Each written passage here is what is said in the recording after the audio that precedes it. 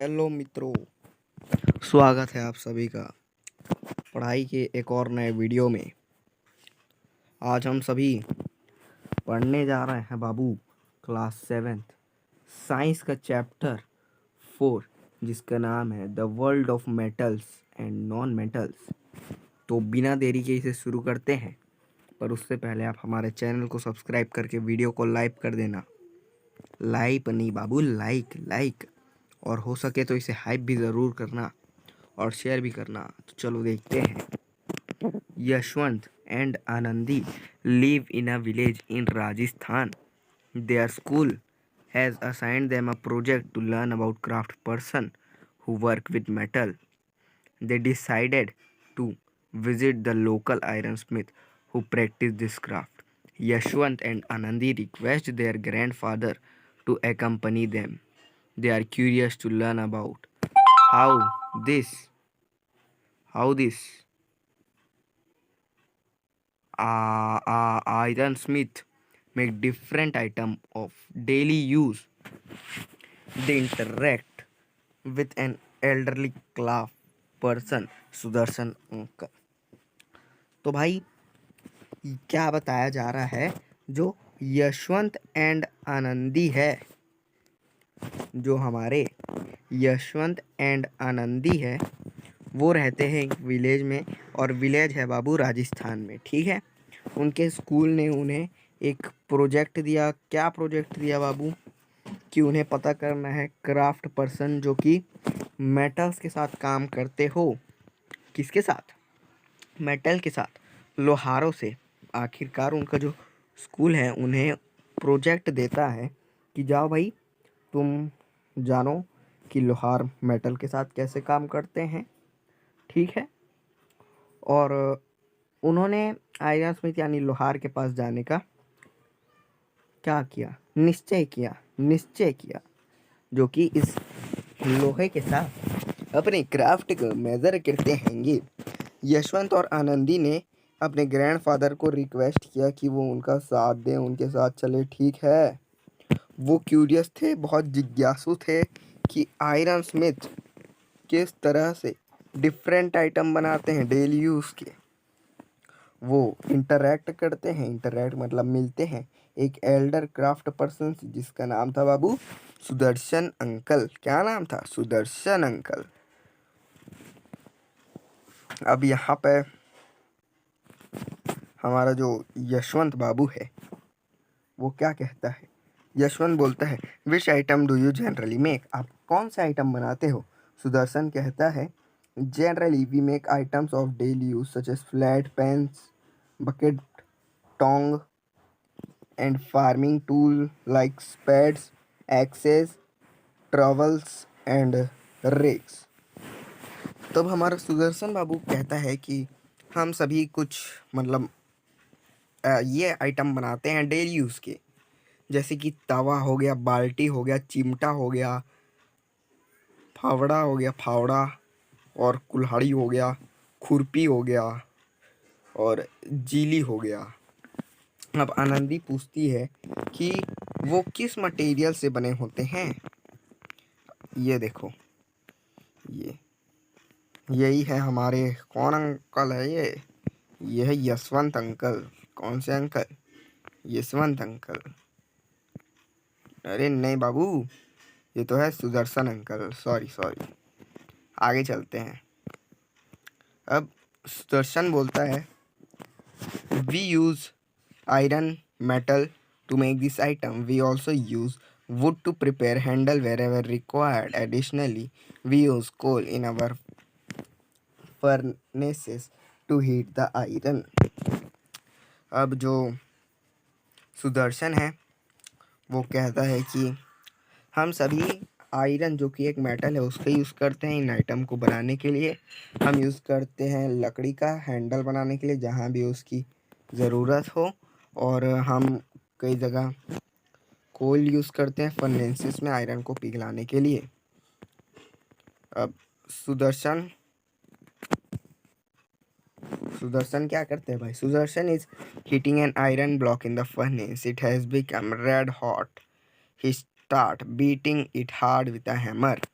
अब सुदर्शन जो था उसने आयरन को पिघलाना शुरू कर दिया था। आप जानते ही होंगे कि जब आयरन को पिघलाते हैं तो किस तरह से वो बनता है। क्या बनता है, क्या बनता है, जल्दी बताओ।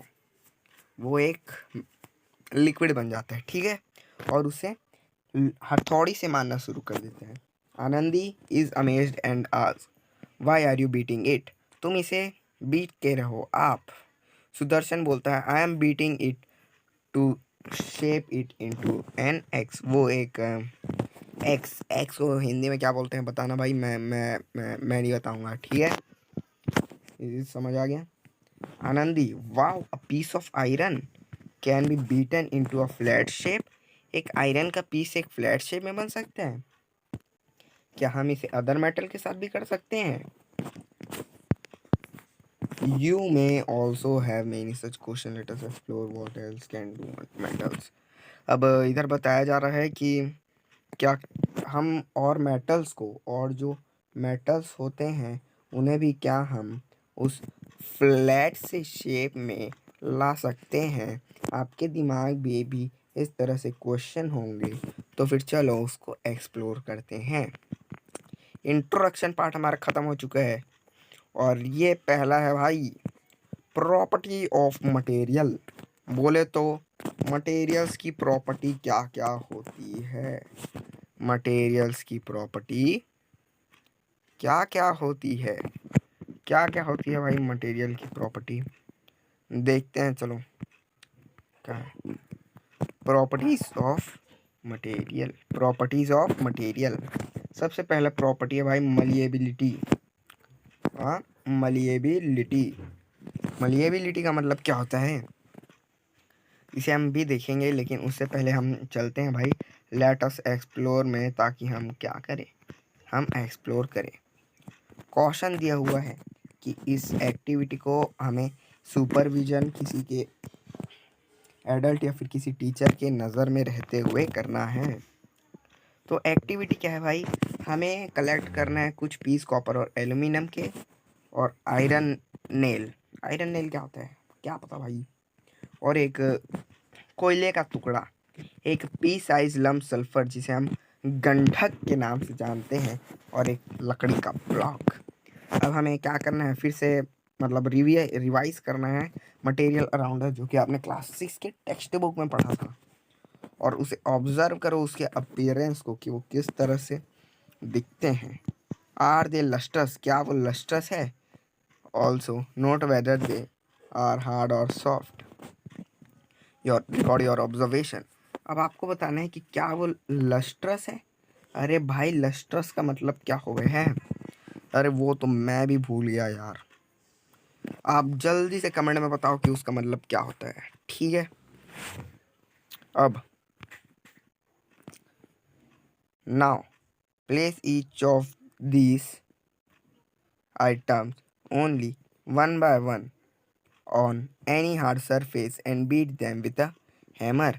अब इसे किसी भी हाँ फ्लैट सरफेस पे रखो और एक हथौड़े से इसको क्या करना है भाई, पीटना है। क्या करना है, इसे इसे हमें पीटना है, ठीक है। What do you think will happen, do the object become slightly flatten और they break into the pieces. क्या वो फ्लैट हो जाते हैं या फिर वो या फिर वो या फिर वो जो पीसेस हैं वो हो जाते हैं हमारे टुकड़ों में बढ़ जाते हैं, ठीक है, देखते हैं। अब record your observation in table 4.1। हमें अपना ऑब्जर्वेशन को इसमें रिकॉर्ड करना है। अपीयरेंस, हार्डनेस, अरे भाई appearance, hardness and effect on hammering on different object of material. ये जो हार्डनेस है और अपीयरेंस है और जो इफेक्ट है हैमरिंग का, वो अलग अलग ऑब्जेक्ट और मटेरियल को क्या करता है। अपीयरेंस भाई बताता है लस्ट्रस है, नॉन लस्ट्रस है, ठीक है, हार्ड है और सॉफ्ट है। सबसे पहले हम देखें, सबसे पहले अगर हम देखें तो यहाँ पे रखा है भाई पीस ऑफ कॉपर। फिर रखा पीस ऑफ एल्यूमिनियम, फिर यहाँ पे रखा भाई iron nail, piece of coal. अब मैं आपको बता देता हूँ कि इसमें क्या क्या होगा। ये अफेक्ट ऑन हैमरिंग, ये फ्लैटन होगा या फिर ब्रोक होगा। मैं आपको एक चीज़ बताता हूँ, देखो ये हो जाएगा भाई ब्रोक, ब्रोक के लिए भी लिख देना। और पीस ऑफ कोल, इसका भी क्या हाल होगा, ये भी हो जाएगा ब्रोक। और जो एल्यूमिनियम का टुकड़ा है वो हो जाएगा बाबू फ्लैट। आयरन नेल हो जाएगा बाबू फ्लैट। अब बाकी आप सभी करने का, ठीक है। सब मैं तो नहीं बता सकता क्योंकि हमको भी थोड़ी कुछ आवे हैं। Analyse table 4.1 identify the object that are lustrous in appearance and are hard. That object made from copper and iron are lustrous in appearance and are hard. Luster shown by metal is known as metallic luster. Luster like copper, aluminum are shown as metals, whereas sulfur, coal, and wood are non-lustrous and not hard as metal. अब जो भी हमारा क्या, जो भी हमारा क्या, क्या हमारा क्या होता है। अब जो भी जो अपीयरेंस है, जो लस्ट्रस है, जो नॉन लस्ट्रस है, वो क्या होगा भाई। जैसे मैंने तुम्हें बताया था, ये जो एल्यूमिनियम और आयरन है वो होने वाले हैं भाई फ्लैट। अपीयरेंस क्या हुआ, हार्ड है, वो हार्ड है, वो मेटल हार्ड होते हैं इसलिए उन्हें मेटल कहा जाता है, क्योंकि वो फ्लैट हो जाते हैं।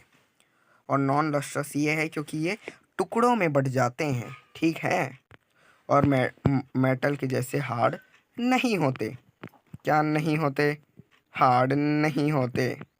अरे भाई साहब, यह तो कितना ज़्यादा बढ़िया है, चैप्टर बहुत खतरनाक है भाई साहब।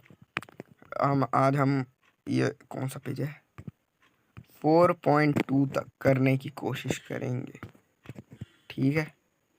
कहाँ पे थे अपन थे यहाँ पे मलिएबिलिटी। अब आ गया, अब देखते हैं मलिएबिलिटी क्या हो गया है। और are all metals hard and solid, not really. हाँ नानी, सॉरी बाबूलो, सॉरी। थोड़ी देर वेट करिएगा, उसके बाद अपन लोग फिर से आएंगे, ठीक है। हाँ तो भाई अपन सभी लोग कहाँ पे थे, अपन लोग are all metals hard and solid, not really. Some metals like sodium and potassium are so soft that they can be cut into knife. There is one metal, mercury, that is found in a liquid state at room temperature, which you might have seen in thermometer. Recall the chapter temperature and its measurement from the grade 6 science book Curiosity. अब क्या हर जो metals है, क्या जो हर जो metals हैं वो hard होते हैं, सॉफ्ट होते हैं? नहीं। कुछ जो मेटल्स है, जिस तरह से सोडियम और पोटेशियम, जिस तरह से जो सोडियम, अरे ये डिब्बा, जो सोडियम और पोटेशियम है वो होते हैं, अरे भाई ये सोडियम, ये सोडियम और ये सोडियम और पोटेशियम इतने सॉफ्ट होते हैं कि उन्हें नाइफ से काटा जा सकता है। और वहीं दूसरी ओर हम बात करते हैं एक ऐसे मेटल की जिसका नाम है मर्क्यूरी। वो प्रेजेंट होता है लिक्विड स्टेट में। कौन से शेड में, लिक्विड स्टेट में। अब तुम लोग पूछोगे लिक्विड कौन से स्टेट का नाम है। यहाँ पे 3 स्टेट होते हैं हमारे पास, किसी भी सब्सटेंस के 3 स्टेट होते हैं।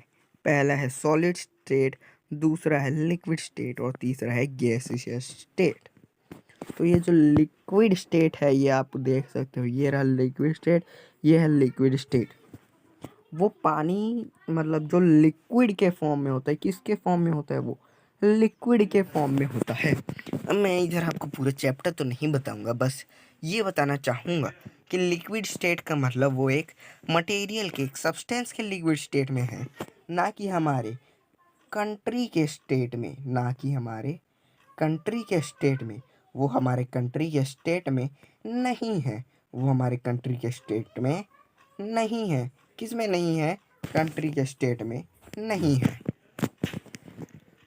और जो ये है हमारा मर्क्यूरी, वो लिक्विड स्टेट में पाया जाता है और वो हम रूम टेम्परेचर में होता है।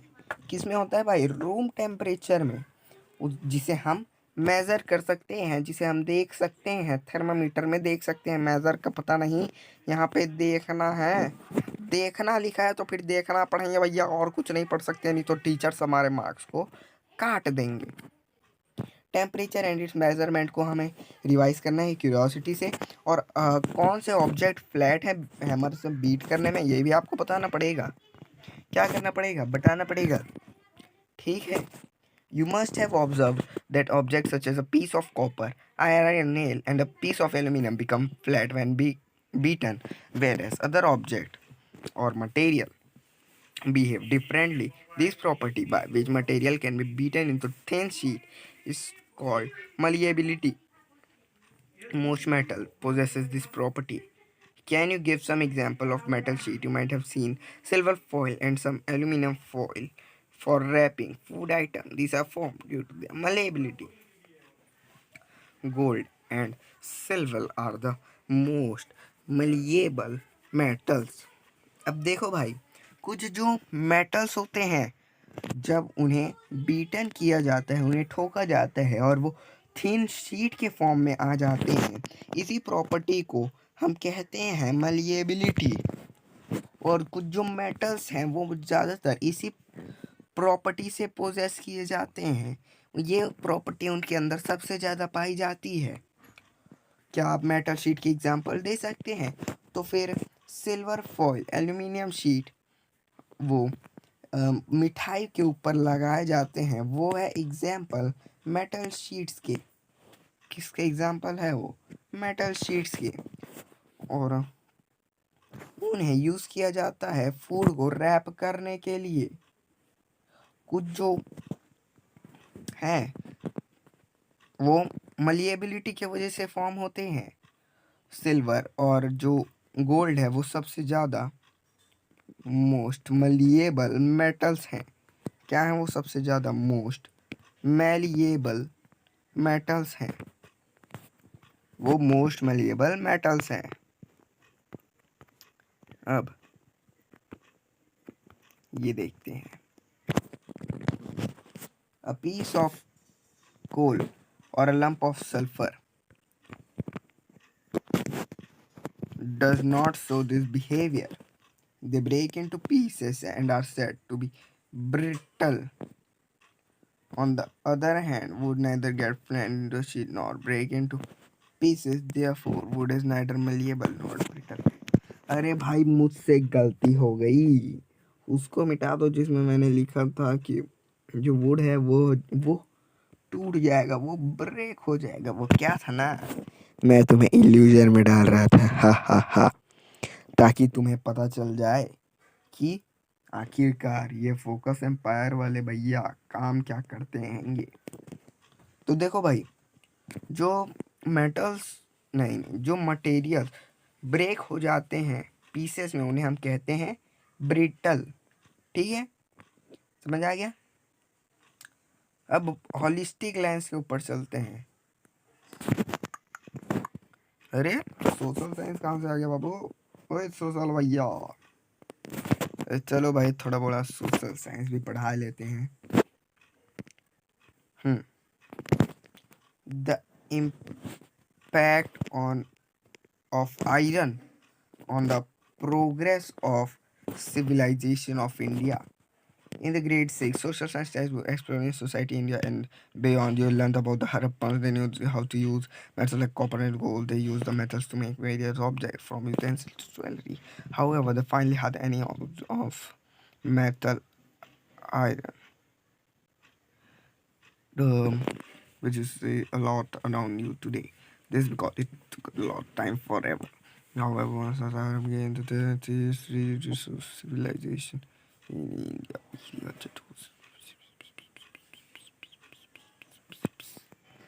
अब देखो भाई, इधर बताया जा रहा है कि जो हड़प्पन सिविलाइजेशन है, ठीक है, वहाँ वो ज़्यादातर यूज़ करते हैं थे किसका भाई, कॉपर और गोल्ड का कोई भी सामान यूटेंसिल से यानी बर्तन से ज्वेलरी बनाने तक के लिए। और आज की डेट में मेटल आयरन हमें हर जगह देखने को मिल सकता है। और जो ये मेटल है उसने इंडिया के सिविलाइजेशन के प्रोग्रेस के लिए बहुत हेल्प किया है। और इसी आयरन के फाउंडेशन की वजह से जो सेकंड अर्बनाइजेशन है इंडिया का, वो इतना सक्सेसफुल रह चुका है। अब भाई ये आ गया हमारा अब अभी के पार्ट 1 का आखिरी टॉपिक, जिसका नाम है डुक्टिलिटी डुक्टिलिटी डुक्टिलिटी डुक्टिलिटी जिसका नाम है डुक्टिलिटी डुक्टिलिटी डुक्टिलिटी डुक्टिलिटी डुक्टिलिटी डिफाइंड। अरे क्या पूछा जा रहा है, मेटल वायर का यूज़ कहाँ पर पाया जाता है। आप देख सकते हैं कि कॉपर और एल्यूमिनियम इलेक्ट्रिक फिटिंग में होते हैं, वहीं कुछ ऑर्नामेंट, कुछ गहने जैसे कि बैंगल, चूड़ी हो गए, नेकलेस हो गए और ईयर रिंग्स हो गए एटसेट्रा, वो भी मेटल वायर्स के बने होते हैं, उसमें भी मेटल वायर पाए जाते हैं। मेटल वायर प्ले करते हैं एक इम्पॉर्टेंट रोल इस म्यूजिकल इंस्ट्रूमेंट में भी, जैसे कि सितार हो गया, वायलिन हो गया, गिटार हो गया, ठीक है, वीणा हो गया, वीणा तुम लोग बताना किसे बोलते हैं। ये जो प्रॉपर्टी है जिससे वो हो सकते हैं वायर में, उसे ही हम कहते हैं भाई डुक्टिलिटी। ये जो डुक्टिलिटी है वो मेनली मेटल्स से द्वारा पोजेस हुआ जाता है, यानी पोजेशन भाई साहब। Gold is so ductile that 1 gram of it can be drawn into 2 kilometer long wire. इसको नोट कर लो भाई, क्योंकि ये क्या है, हैं, क्योंकि ये है बाबू इम्पोर्टेंट इम्पोर्टेंट। गोल्ड को हम अगर, वो बहुत डुक्टाइल है, अगर हम उसका 1 ग्राम को ब्रेक करते हैं तो फिर वो 2 किलोमीटर लॉन्ग वायर में बन सकता है। The ductile nature of metals enable for the creation of the tea strainer with metal wire. ये जो छन्नी देखने को मिलता है आपको, वो मेटल वायर के इस डुक्टिलिटी के वजह से ही क्या है, पॉसिबल है, छन्नी, ठीक है। अब भाई ये तो सही सही टॉपिक है यार, कंडक्शन ऑफ हीट। ओके, शायद आज अपन लोग पूरा कर लें, यहाँ तक का करके देखते हैं भाई। अपन थे यहाँ पे, इसको क्या तुम लोग खुद पढ़ सकते हो, अब मेरे को नहीं करना है भाई। हाँ, कोई लाइक नहीं। Have you ever seen wire made of coal और सल्फर? नहीं। क्या आपने कभी कोल और सल्फर से वायर बनता देखा है? क्या आपने कभी कोल और सल्फर से वायर बनता देखा है? आप कहोगे नहीं भैया, हमने नहीं देखा है, क्योंकि जो कोल और सल्फर है, जो कोल और सल्फर है वो डुक्टाइल नहीं है, उनके अंदर ड्यूक्टिलिटी की एबिलिटी नहीं है। अब डाइव डीपर और अंदर कूदते हैं, ठीक है। Do you know that ropes made of steel a mixture metal of iron? ये देखो, इसको हाईलाइट कर लो। रोप जो कि स्टील से बने रहते हैं, कौन से स्टील से बने रहते हैं? A mixture of iron and non metal carbon. Wire can support heavy load, therefore they are used in suspension bridges and in cranes to lift heavy objects। जो रोप्स होते हैं जो कि मेड होते हैं स्टील्स के, ठीक है, स्टील के, वो मिक्सचर होते हैं आयरन और कार्बन के, कार्बन क्या है, एक नॉन मेटल है, और मेटल क्या है, आयरन है। जो वायर है वो हैवी लोड उठा सकते हैं। किसके वायर? स्टील के वायर। इसीलिए उनका यूज होता है इस तरह के ब्रिजेस में हैवी ऑब्जेक्ट्स को उठाने के लिए। सुनो ना यार, मैं आपको कुछ कहना चाहता हूँ। वो है भाई, क्या कहना चाहते हैं भैया? भैया कहना चाहते हैं बाय बाय बाय। पर ये बाय बाय काहे? क्योंकि हमारा जो आज का